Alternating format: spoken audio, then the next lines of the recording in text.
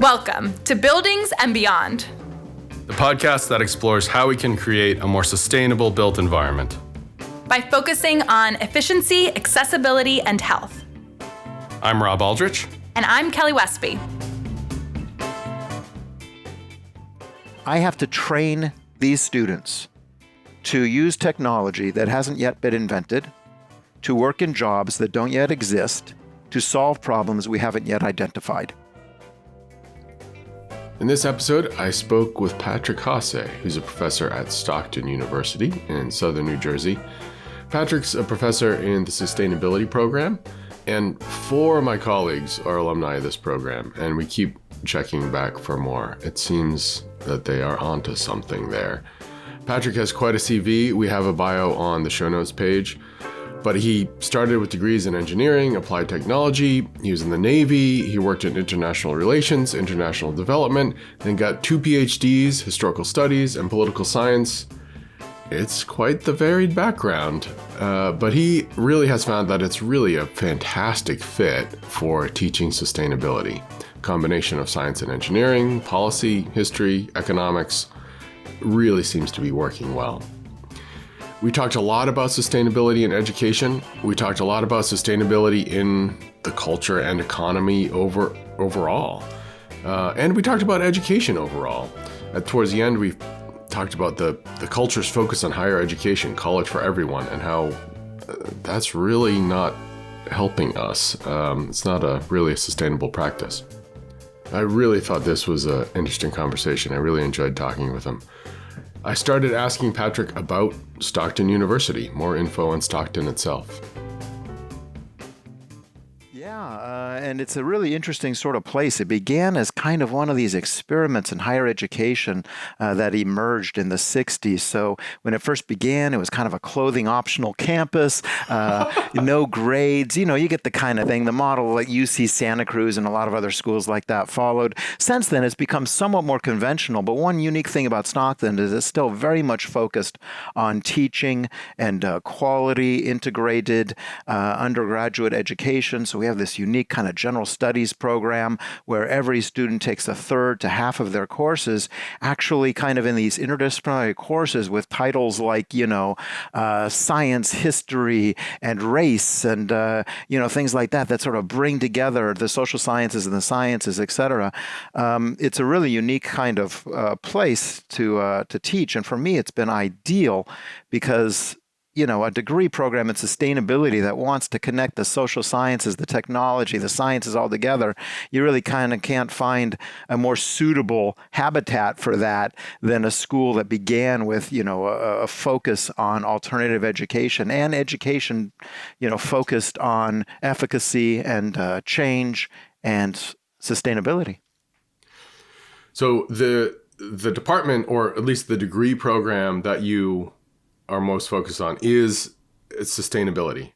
Yeah, it's actually a degree in sustainability. So to be clear, we offer BA and BS degrees in sustainability. The students get concentrations in things like agroecology, policy, sustainability management, and my area of expertise, energy, which focuses on green buildings, alternative energy, et cetera. But it's not an environmental science degree with a couple of political science classes added in or some kind of broad, just science degree. It is really, truly interdisciplinary with courses in ecological economics, environmental policy, as well as courses in applied technology, green building design, sustainable engineering, and CAD design. So it really is kind of a unique program. The first in the state, I think, honestly, probably about the 15th. By when we started, we were about the 15th in the country. Now there's a fair number more, but it's kind of hard to disaggregate them because honestly, some of these programs are really more like a degree in planning that focuses in sustainability or a degree in physics that focuses in sustainable energy rather than a truly interdisciplinary broad-based degree. And there's been a big shift. I think I mentioned to you that when my undergrad degree is in chemistry, and I had a concentration in environmental science, and this was in 94. I have to think about that. But it was, even my professors and advised me, on your resume, don't maybe tone down the environmental science bit, and it was, it was a chemistry degree, and then I had to take another half dozen courses or something to make it this environmental science concentration. Right. And it was not taken seriously. And even now, and if I see a resume and there's like an environmental science program or something, I don't know what that means, and it could be very fluffy. They may not have any technical savvy at all. And we need people that know at least a little bit about, certainly know math and know thermodynamics or at least a little bit about buildings and how energy works. But so I guess how is that? How is that changed, and how do you distinguish yourself? I love this question. Program? So essentially, how are you not a joke? So I'll say right now, we've hired 4 people from your program. Who I've certainly worked with 3 of them, and we keep going back. It's certainly not a joke. Yeah, and I'll tell you honestly, engineering firms and design firms are kind of lining up. I think I'm the only professor at Stockton, maybe one of few, that gets calls from engineering firms like 2 or 3 months before graduation saying, "Hey, have you got anybody lined up that we can look at?" So we're doing really well. I think we actually have the best placement in the field of any degree program at the university. But you're right. It could easily also be like tree hugging 101, right? Come and study sustainability. We'll all talk about how to be at peace with the universe. And there was some of that in environmental science as well. And I think, there's always this, hesitancy, skepticism in new fields of study. So in the late 60s and early 70s, environmental science kind of had a little bit of a stigma because it was bucking the system and bringing together biology and ecology and physics and chemistry to combine into this new field of study. But it turned out, we realized a little while later, it turned out to make a lot of sense. And if you were going to solve things like, pollution issues, you needed to have some chemistry, but also some biology and also some physics. So it made a lot of sense to do this kind of interdisciplinary kind of training. Well, it turns out we've discovered exactly the same thing, that if you're going to solve major issues, and I don't just mean like solve climate change, but of course we're focused on that, but solve issues like how do you integrate photovoltaics into our existing generation system, you need to have some understanding of politics and economics and business, but also you need to understand, as you said, physics, thermodynamics, right? Electricity. And I would add, you need to have those practical skills. You need to know how to work with the equipment. So, that's kind of what sustainability does, is it brings all these pieces together to train effectively engineers, but more than that, broadly trained, dare I say it, intellectuals that can kind of put the pieces together in new ways. And if we're looking for new solutions, we need folks that can innovate in new ways. So, when I meet new students, I first make clear from the beginning, we're not tree hugging 101.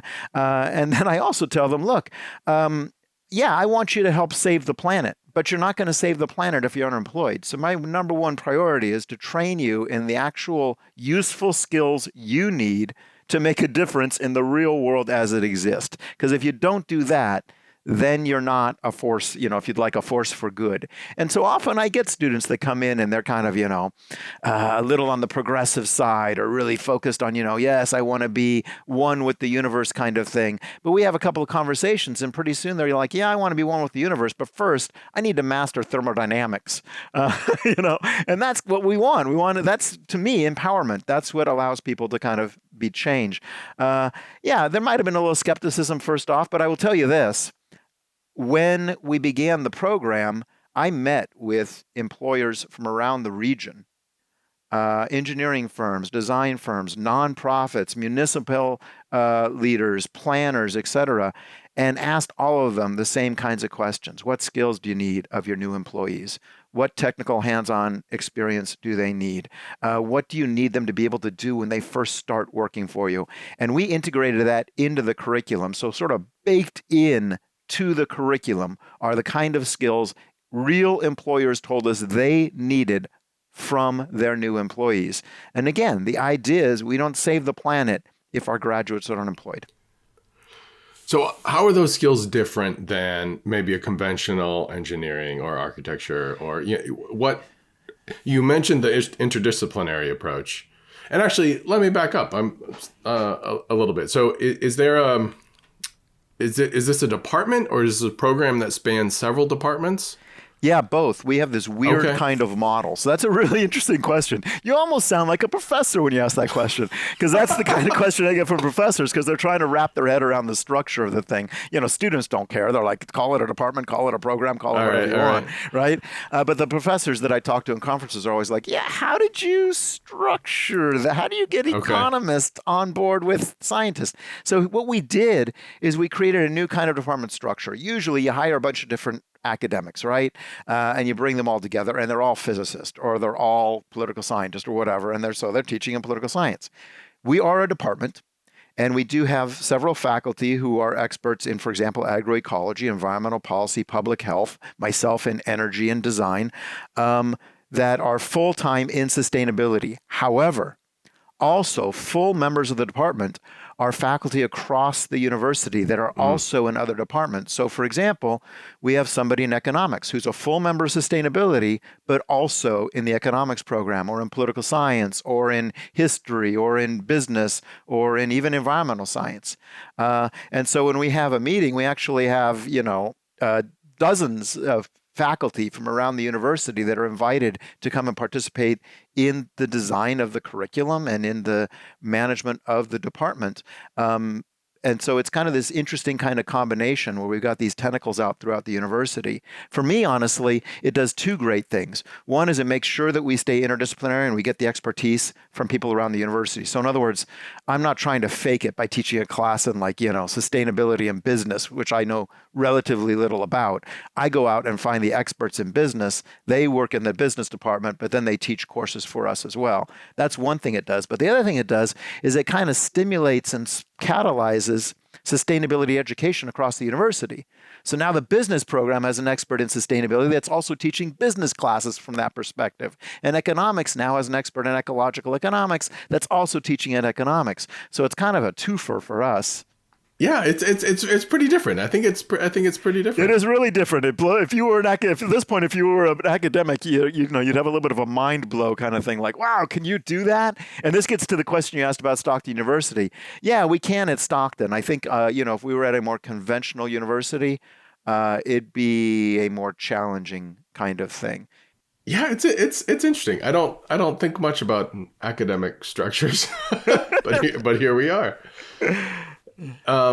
So going back to actually the question in my mind that teed that off, I mean, how is the coursework or the lab work or the activities, how does it, obviously you're going to take business or policy or economics courses if you're focusing on buildings and energy. What are some of the kind of other distinguishing things than a conventional engineering program? Right. So actually, and conventional engineering programs are trying to be somewhat more interdisciplinary now, but it's a challenge for them, in part because there's so many requirements and necessary training for engineering that it's hard to fit in the economics or business or innovation, et cetera. A few things. First off, the core of the curriculum is sustainability. So every student in sustainability, whether they're focused in energy, agriculture, policy, nonprofit work, whatever, takes those classes in ecological economics, takes the class in policy. And these are sustainability classes. So I got to say, some programs, we have, like, for example, as you pointed out, environmental science programs that will require a class in American government or require a class in macroeconomics. Okay, fine. But that leaves the hardest part to the students, figuring out what the heck that has to do with what they're studying. So, you can have a student take a class in American politics, another class in macroeconomics, and a class in physics, and a class in ecology. But what those have to do with each other is not at all clear.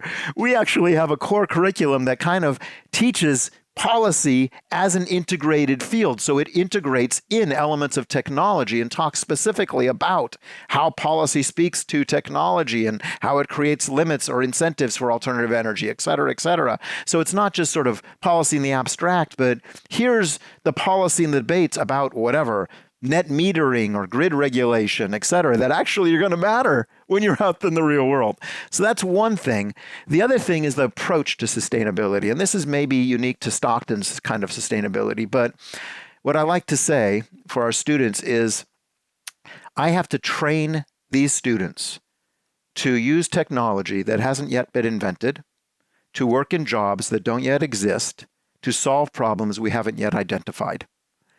So I can't really just do as a typical engineering program does and says, here's how you use CAD, here's how you solve these problems, etc. What I've got to do is challenge them to be much more creative, innovative, independent, and what I call resilient thinkers, to work through the hard problems and to kind of come up with new answers, new solutions, and especially, this is really important, to be very comfortable working in a world of ambiguity.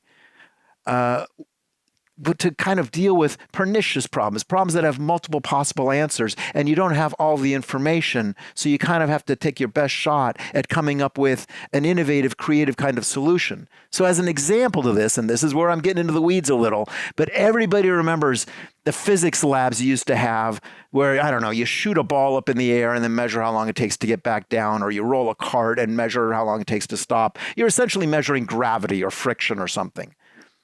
I think it's much more interesting to have my students come in and tell them, measure gravity. And they say, well, how? What equipment do we use? What do we have? Well, tell me what you're going to do and tell me what equipment you need, and I'll tell you what we've got. And the reason I do it that way, and by the way, they freak out, right? They spend 40 minutes talking about what they might do, what they should do, et cetera, as a team. And then they come up with some kind of answer. And they're all going to come up with different answers. Yeah, wow. Wow. I would be freaked out. I'm thinking to myself, and a student is like, measure what? I'd be pissed off. What do you mean? Measure gravity. Exactly. And that happens. But in the end, they've learned a little bit about gravity in that physics example, right? But in my example, they learn how to come together as a team, how to consider different options and evaluate the relative benefits and challenges of each option, how to consider what kind of measurement parameters they need, what kind of instrumentation they're going to need, to even think about what is the nature of gravity and what are the different ways of measuring it, et cetera, et cetera. That's what I need them to learn, because those are the skills that will allow them to answer the questions that haven't yet been asked. We just need to make everybody a Newton, just that's it. On your own. Yeah, not so hard.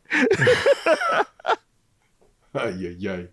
So people that come to the program are, you mentioned this before, some are kind of ideologically driven. Are some career driven? Is it a mix? Is it people like, I'm thinking when I went to college, I had no idea what I wanted to do as a career. I was a little bit of a pyromaniac. I liked blowing things up when I was in high school in a healthy way, as all my friends said the same thing. Chemistry. By the way, I'm good at it. You should. Yeah. It's funny. Just last week, I don't know if this is going to make it into your podcast or not, but just last week I was talking about fossil fuels, and I shared with my students that we used to make napalm when I was a kid. None of my students shared in that experience, and I thought, boy, what impoverished lives you've lived. Oh, it's funny.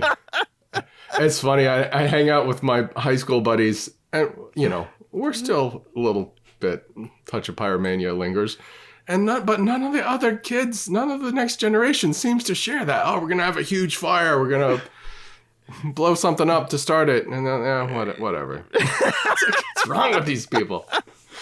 Anyways, again, thinking of me, I had no idea what I wanted to do as a career when I started going to college. I started to get a clue when I was a junior in college, and it wasn't in chemistry.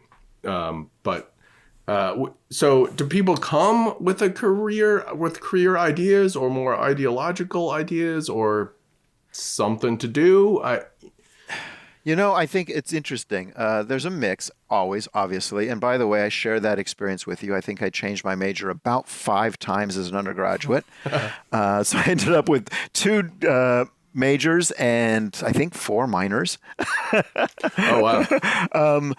But yeah, it's a mix for the students that come into the sustainability program. I would say if there's one common thread, it's probably that they all kind of want to feel like they're doing something worth doing.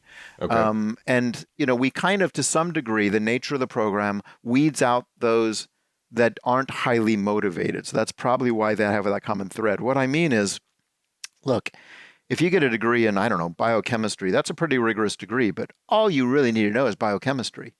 I require my students to know physics, chemistry, biology, engineering, applied tech, design, economics, politics, some philosophy, and then put it all together and come up with better ways of managing our planet. It's actually a lot of work. And so the students realize that. So it kind of, to some degree, weeds out those that aren't strongly motivated. But what we end up with then is those students that are generally highly motivated, generally kind of want to feel like what they're doing is worth doing. So maybe they're attracted to nonprofit work. Maybe they're attracted to working in business. Maybe they want to be engineers. Generally, the folks that do energy kind of also like and probably spent much of their childhood taking things apart and putting them back together, as is the nature of engineers. But in all cases, I think that the common appeal they feel from sustainability, other than that kind of hands-on, interactive kind of approach, which they love, is this feeling like they're doing something worthwhile. This isn't just a career for the sake of making money, but they're going to make a difference. What they do matters. Yeah, gotcha. Yeah, and that started informing my career direction, starting at the end of undergrad and certainly in grad school. Do people go on to grad school? I'm wondering, I didn't even, I went to grad school that's related to my career, but before that, I didn't even really think of my career. Right. Yeah. And we actually talk fairly early in the program about graduate school, because depending on what a student wants to do, graduate school can make a lot of sense. So we have some going more toward professional training, environmental law, for example, planning for those students that are interested in policy. Obviously, planning is a big one, especially a few planning schools that focus on sustainable communities, smart growth, that sort of stuff, integrate green buildings, et cetera. So those are fairly popular. And then we do have a fair number of students that go on to do advanced studies in engineering. I just had a student who just finished her PhD in electrical engineering, and now she's working at NREL.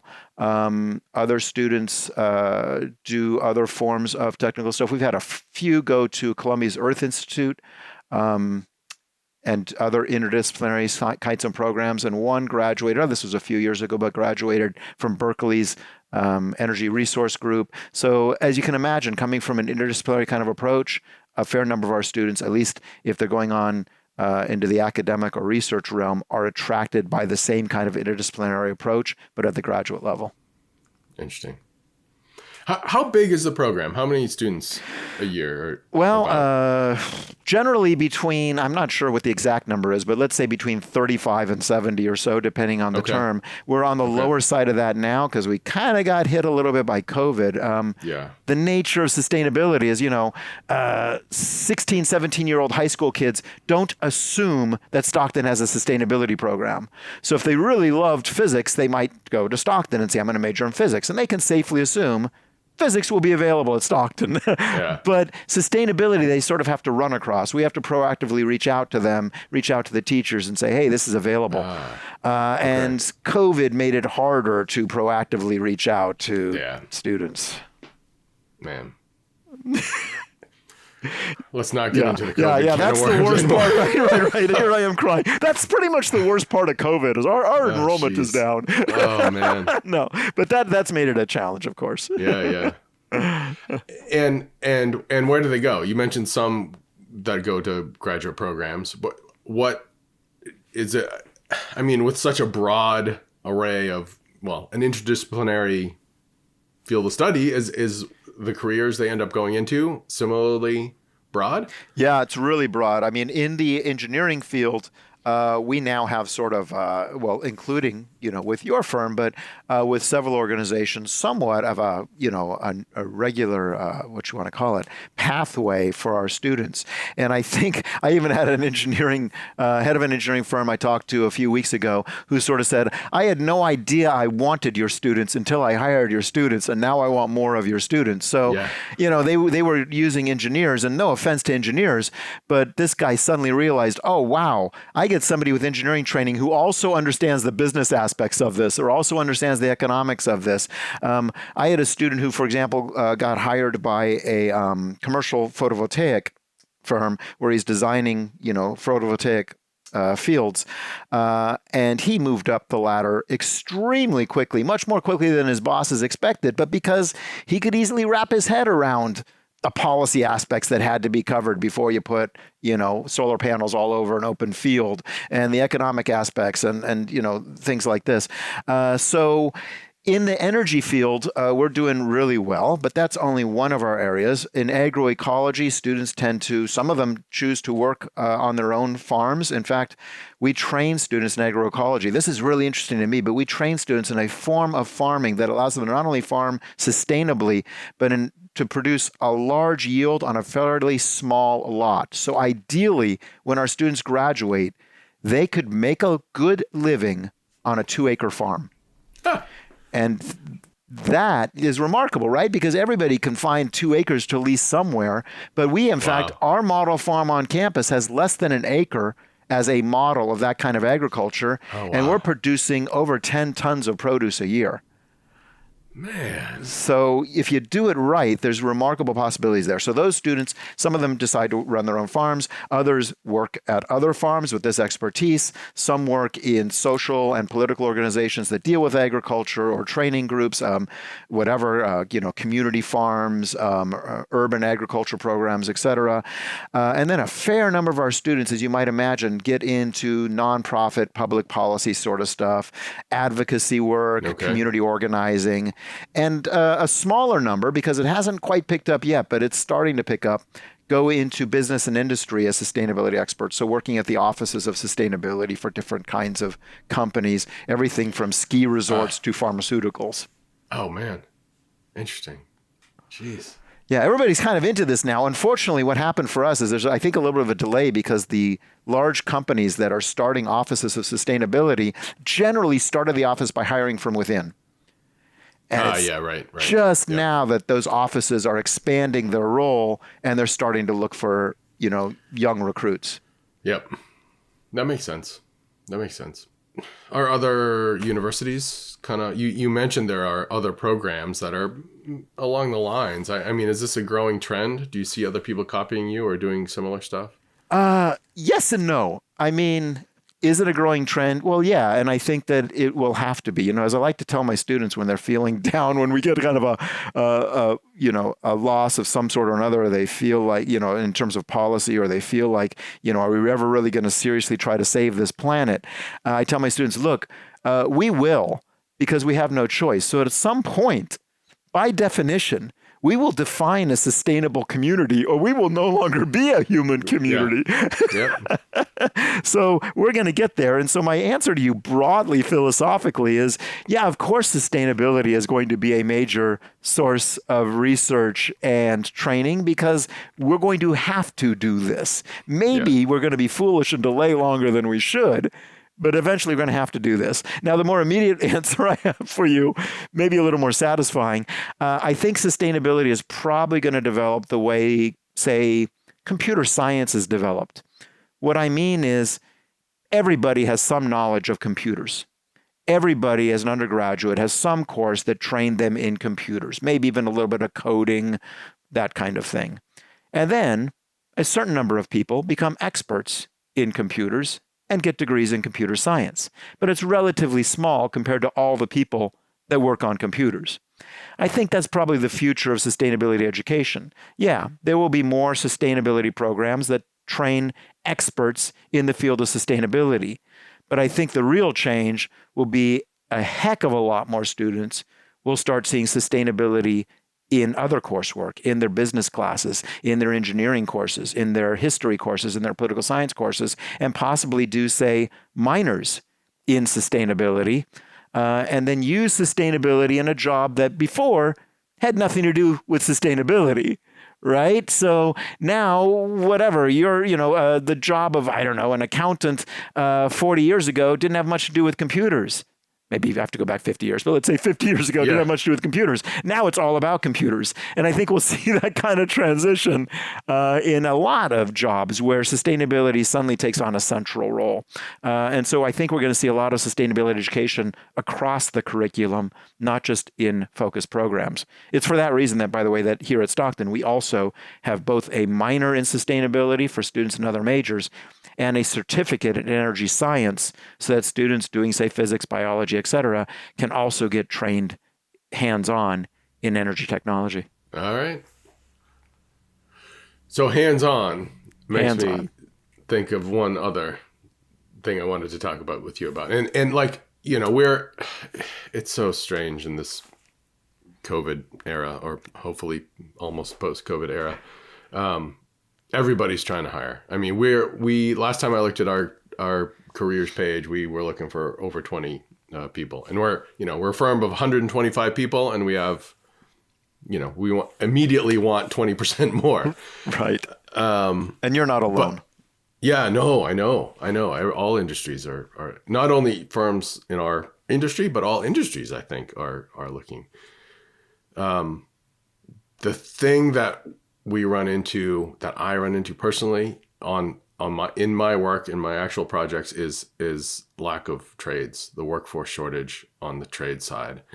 And this is something that I mentioned to you when we first chatted.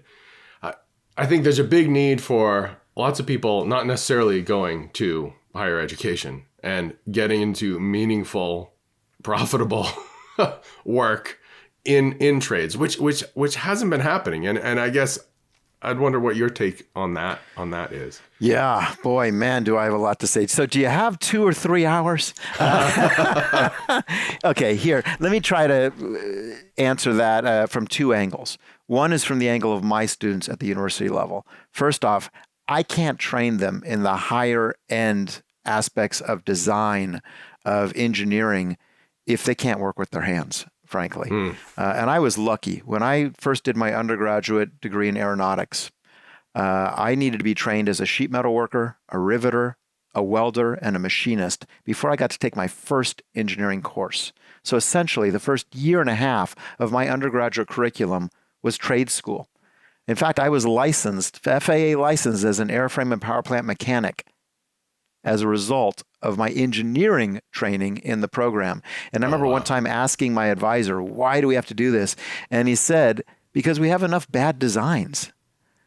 In other words, so many engineers who, you know what I'm talking about, automotive engineers who've never worked on a car. And so you got to change the oil by dropping the engine, essentially, or whatever other kinds of crazy stuff is out there.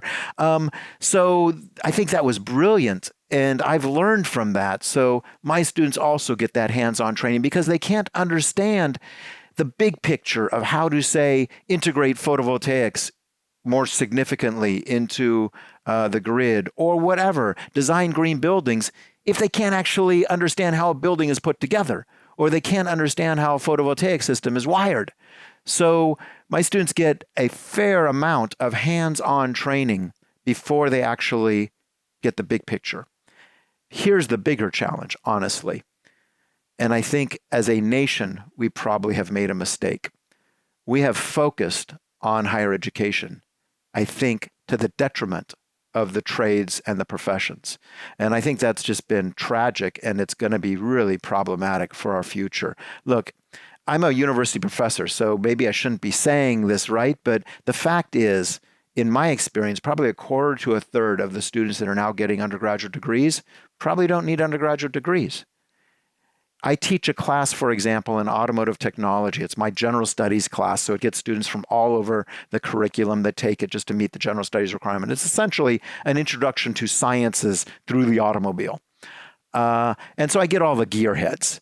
Obviously, like you teach a class called automotive whatever, and all the business students are really into their car, going to take the class. So I get all the gearheads. And honestly, some of these guys are great mechanics.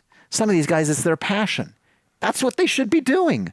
We need awesome mechanics, and we need people that, follow their passions. But instead, somebody told them along the way that they really need to get a bachelor's degree. And so I asked them, what major are you in? And they say, whatever, hospitality management or business or whatever. I'm like, oh, you're really into hospitality management? No. It just seemed like, the one that wasn't going to get in the way of my life too much. That's terrible. So I think that what we've done is we've made this mistake, and I see this at the high school level too, where teachers try to route all the students toward college. Well, if a student is excited about working on a car, use that as leverage. We need mechanics, and that is an admirable skill, or plumbers, or builders, or welders, or machinists, or whatever it is. these are not only excellent skills, but frankly, these are the skills I need in my students as a starting place. What we've done now is many schools across the nation over the past 30 years have actually shut down the entryway for that kind of thinking. So the old shop classes in high school and middle school, metal shop, wood shop, electrical shop, all these great classes that I took from, back in the 70s, these classes aren't being offered anymore. Is that widespread? Oh, yeah, absolutely. Nationally, many schools have shut down these programs because they tend to be fairly expensive and because there's this bias toward college prep. So what makes a high school good is if a large proportion of their graduates go on to college, which I think is ridiculous. To me, what makes a school good is if a large proportion of their graduates are successful and happy. Harder metric. It's a harder metric. Well, that's exactly it. It's hard to, right. How do you measure that? So you don't measure it, and you measure the thing you can measure, which is, a common mistake. And that's how many of them went on to college, presuming that college is good for them. But these shop classes have gone away, and the loss is phenomenal. A guy named Matt Crawford, I think at Chicago University, wrote a book called Shop Classes Soulcraft that really talks about this. But he pointed out that not only is shutting down these programs really impacted the trades, because that's where you start getting exposed. I mean, unless your family's involved in, say, mechanics or engineering or something, that's where you first get exposed to hands-on kind of experience and kind of fall in love with electrical work or mechanical work or whatever. But in addition to that, those are the skills that even the advanced engineers need. It's the skills I need of my students. So my students come to me and I want to train them in big scale electrical engineering. As I've said, first I got to cover the basics. But the thing is, first I got to cover the real basics, like how do you strip a wire? How do you solder two things together? Man, yeah. I shouldn't be doing that. They should have already gotten those experiences or other experiences. In addition, shop class was invaluable for teaching things like problem solving, innovation, even spatial reasoning. And as I said, these are core skills for sustainability professionals. And we kind of got to start from scratch because they're not getting those kinds of skills. So there's a real genuine value to being able to work with your hands, being able to imagine something and then actually make it, or being able to take something that's broken and fix it. And that value, I think, intellectually is necessary for our training, but also as a nation, that value, that ability is necessary for our economy. And frankly, it's just fantastic. I mean, those are great careers. People can have fully fulfilling and happy and meaningful lives building homes. And they should do that. And they shouldn't be, I think, in my view, convinced that they need a bachelor's degree in order to do that.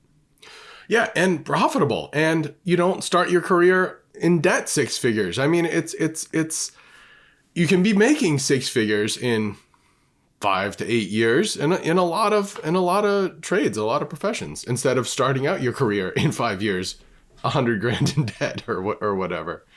Absolutely. And, a lot of my colleagues will reply, well, yeah, but undergraduate education also exposes them to whatever, I don't know, literature, art, etc. Well, there are many, many, many other ways to allow the population to be exposed to and appreciate and learn about art, literature, etc. Charging them $60,000 a year for tuition, probably not the best one.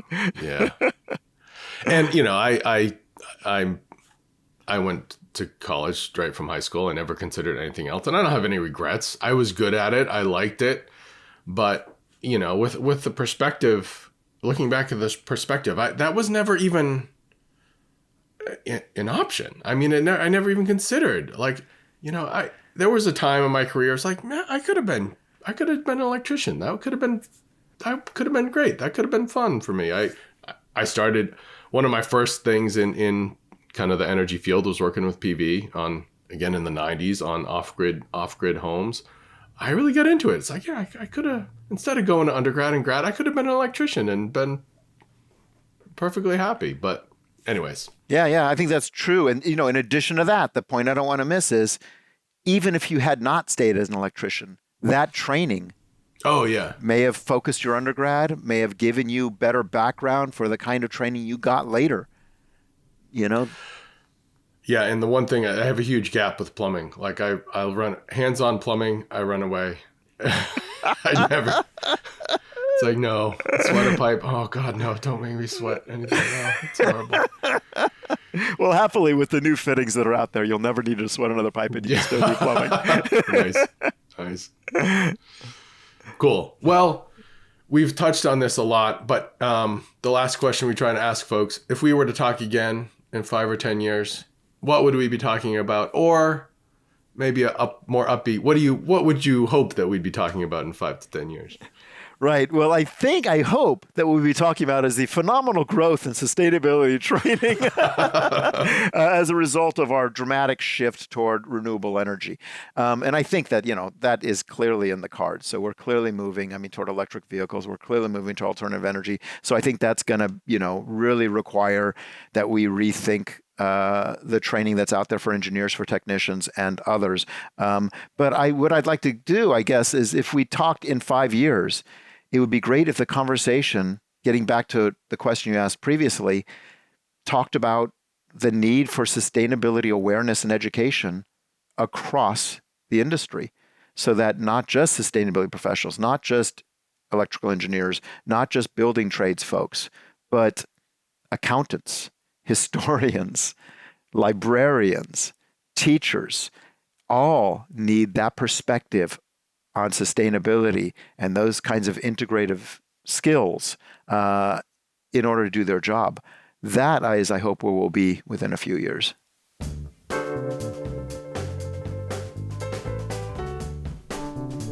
Thank you for listening, and thanks to Patrick. Check out our show notes page for more info on him and links to more on the sustainability program at Stockton, and links to some other stuff that we mentioned. swinter.com/podcast is where our show notes are. That's swinter.com/podcast. Buildings and Beyond is produced by Stephen Winter Associates. We are focused on making buildings better, more resilient, more healthy, accessible, efficient, sustainable. We get our fingers into lots of aspects of high-performance buildings. As I mentioned, we currently have about 25 postings on our careers page in all our offices, Boston, Connecticut, Manhattan, DC. I believe I even saw an opening based in Florida. Our accessibility team has been doing quite a bit of work in Florida, I believe. So check that out if you are interested in opportunities. Again, swinter.com. Thanks to the podcast team here, Kelly Westby, Heather Breslin, Alex Mirabile, Dylan Martello, and I'm Robb Aldrich. Thanks for listening.